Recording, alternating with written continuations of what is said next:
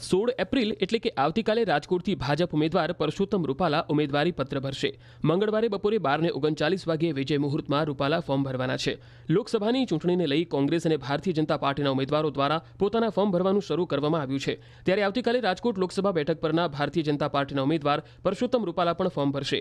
આવતીકાલે સવારે 9 વાગ્યે જાગનાથ મંદિર ખાતે દેવી દેવતાઓના દર્શન કર્યા બાદ પરસોત્તમ રૂપાલા દ્વારા સમર્થન રેલી યોજવામાં આવશે.